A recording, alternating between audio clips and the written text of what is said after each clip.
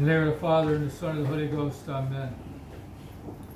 Just one announcement. So tomorrow is the Feast of St. Andrew, and there will be two Masses here tomorrow, one at 7 a.m., and then the scheduled one at 8:30. So Father Pio will say one at 7 before he leaves for the weekend. In the name of the Father, and the Son, and the Holy Ghost, Amen. This is our last Requiem Mass of the year. Tomorrow we have the Meat Feast of St. Andrew, and then Advent begins on Sunday. We want to look at, during the Requiem Mass, we sing the sequence, the Dies Irae, we read, and that leads us and has us look forward to the general judgment. So we know when we die, there's the particular judgment. That's for each one of us in particular. It happens right when we die, right where we die, and so that the soul knows where to go. The soul. And today, most souls get cast down into hell. So they're told to go down to hell. Some go to heaven, a few go to heaven, and many go to purgatory. So they go there because you have to be absolutely perfect to go to heaven. You have to be a saint, which is what we should be striving for. But it's this great general judgment comes after the resurrection. So at the end of the world, there's going to be the resurrection.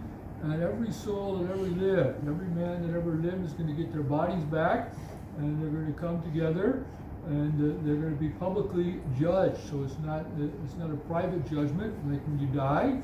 It's a private judgment, just you see with our Lord there, and you know then where you should go. You see your sins, you see the state of your soul, you see how your soul is, and you go to your place.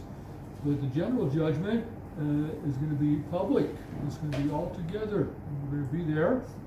And so the tuba is going to sound, the trumpets are going to sound, and the dead are going to hear this mysterious sound from their graves, and they're going to rise up and be reunited with their souls. So the souls that are in hell will come back to be reunited with the bodies of those people. The souls in purgatory will come to be reunited with their bodies, and the souls in heaven also will come to be reunited with their bodies. There's very few, like for example the Blessed Virgin Mary. She was assumed body and soul into heaven. Sure, she never had so she will not have to have the resurrection, but everybody else pretty much will have to rise from the dead, and then we'll come together.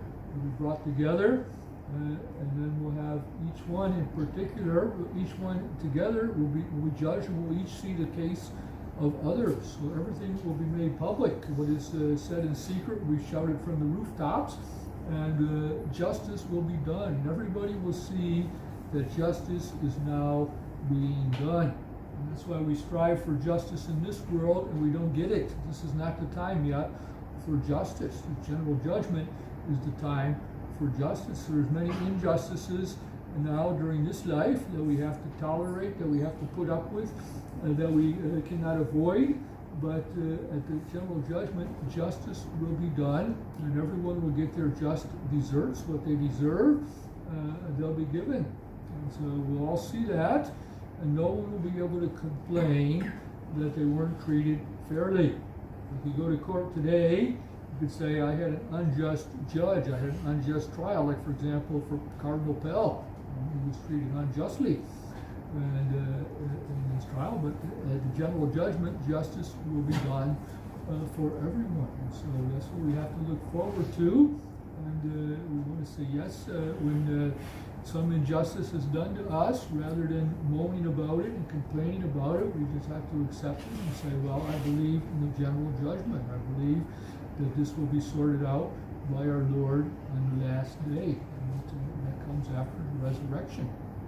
So the general judgment will be preceded by the terrible destruction of the world, but it will be a time of peace for those who love our Lord. So all the souls in purgatory after the general judgment, they'll go to heaven. They'll be taken to heaven. They'll be purified of all their sins by that time, and they'll be ready to enter heaven and be perfect and spend eternity with our Lord. And all the just, all the saints will be there, and we'll meet all the saints if we're on that side, and then there'll be the great separation. At the general judgment, that's going to be the final separation where the enemies of God will be separated forever from the friends of God, from the children of God. The children of God will be separated from the children of the devil. The children of the devil will be cast down into hell. And as Moses told Dives, the rich man, he says there's a great chasm between us and you, and we cannot cross over. Those who want to cross over one way to the other cannot go there, and others cannot cross back. There's no crossing back. There's this big chasm, and it's a complete separation for eternity. So we don't want to think that